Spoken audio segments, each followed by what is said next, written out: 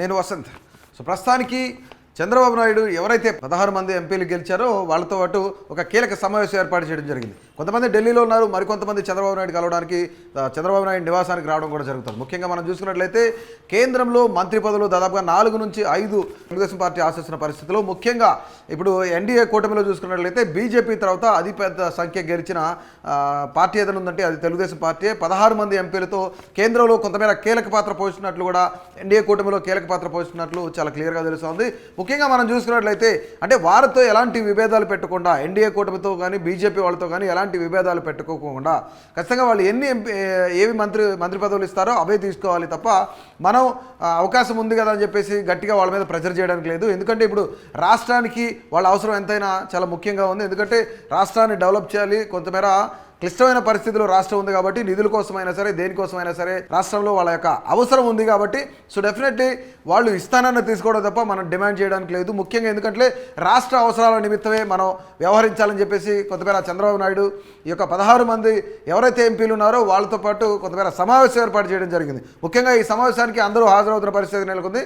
కొంతమంది ఎవరైతే ఎంపీలు ఉన్నారో వాళ్ళందరూ కూడా ఢిల్లీలో ఉన్న పరిస్థితి నెలకొంది. ముఖ్యంగా ఇప్పుడు ప్రస్తుతానికైతే చంద్రబాబు నాయుడు నివాసానికి కొంతమంది ఎంపీలు చేరుకున్న పరిస్థితి నెలకొంది.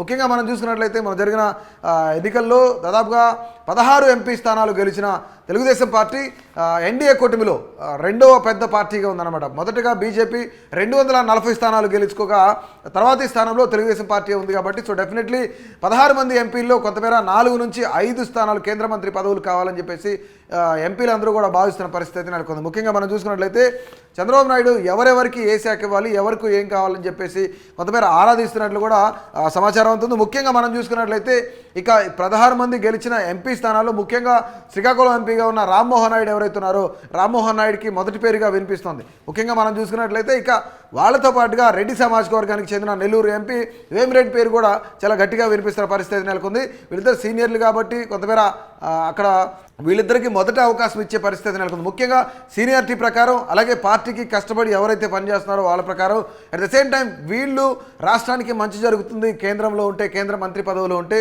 రాష్ట్రానికి మంచి జరుగుతుంది అనే వాళ్ళ లిస్టులో కూడాను పెమ్మసాని చంద్రశేఖర్ లిస్టు కూడా ఉంది. పెమ్మసాని చంద్రశేఖర్ పేరు కూడా చాలా క్లియర్గా అనిపిస్తుంది. ఎందుకంటే ఆయన కొంతమేర అమెరికాలో ఆయనకి సంబంధించిన కొన్ని కంపెనీలు ఉన్నాయి కాబట్టి సో ఆ మేర ఏమైనా డెవలప్మెంట్ విషయానికి సంబంధించి ఏమైనా చేస్తారా అనేది కూడా ఆయన పేరు కూడా వినిపిస్తున్న పరిస్థితి నెలకొంది. ముఖ్యంగా రామ్మోహన్ నాయుడు శ్రీకాకుళం ఎంపీ పేరు రామ్మోహన్ నాయుడు పేరు వినిపిస్తుంది. At the same time VPR పేరు కూడా వినిపిస్తుంది, వేమిరెడ్డి ప్రభాకర్ రెడ్డి పేరు కూడాను వినిపిస్తున్న పరిస్థితి నెలకొంది. ముఖ్యంగా మనం చూసుకున్నట్లయితే 4 నుంచి 5 స్థానాలు ఏదైతే కేంద్ర మంత్రి పదవులు కావాలనుకుంటున్నారో వాళ్ళలో బీజేపీ వాళ్ళు కూడా ఉన్నారు కాబట్టి సో డెఫినెట్లీ పురంధేశ్వరి కూడా మొదటి లిస్టులో ఉండే అవకాశం అయితే చాలా క్లియర్గా కనిపిస్తుంది. ముఖ్యంగా మనం చూసుకున్నట్లయితే అంటే రాష్ట్రంలో దాదాపుగా కూటమికి సంబంధించి 21 స్థానాలు గెలిచినప్పటికీ కూడా ఎంపీ లోక్సభ స్థానాలు దాంట్లో బీజేపీ 3 స్థానాల్లో ఉంది, జనసేన 2 స్థానాలకు పరిమితం కాగా మరొక 16 స్థానాలకు టీడీపీ గెలుచుకున్న పరిస్థితి నెలకొంది. ముఖ్యంగా ఈ యొక్క ఎంపీలందరినీ కూడా సమావేశపరిచి ఎవరు కూడాను కొంతమేర మీరు డిమాండ్ చేయడానికి వీల్లేదు, డిమాండ్ చేసామంటే అవకాశం దొరికిందని డిమాండ్ చేస్తే కనుక రాష్ట్రానికి కొంతమేర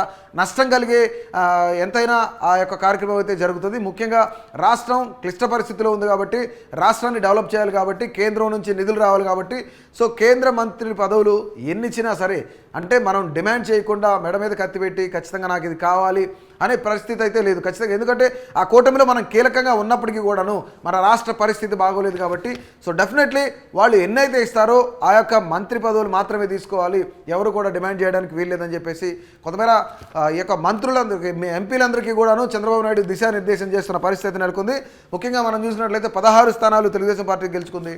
ఇక 4 నుంచి 5 స్థానాలు అంటే బీజేపీతో కల్పిస్తారా లేదంటే అట్లాగే జనసేనతో కల్పిస్తారా అనేది కూడా ఇక పెద్ద క్వశ్చన్ మార్క్ అని చెప్పుకోవాలి. నిజంగానే చంద్రబాబు నాయుడు డిమాండ్ చేసే పదవులు ఏవైతే ఉన్నాయో అంటే కేంద్రంలో కొన్ని పదవులు డిమాండ్ చేస్తే మోదీ దీనికి ఒప్పుకుంటారా అనేది కూడా ఇది ఒక పెద్ద ప్రశ్న అని చెప్పుకోవచ్చు.